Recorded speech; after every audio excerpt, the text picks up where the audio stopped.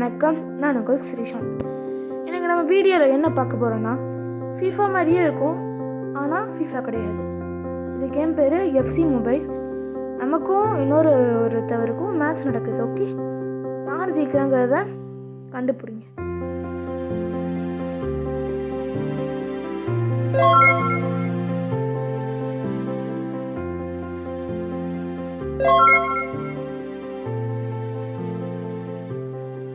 இதில் யார் ஜெயிச்சிருப்பாங்கிறத கெஸ் பண்ணுங்கள். And don't forget to like and subscribe.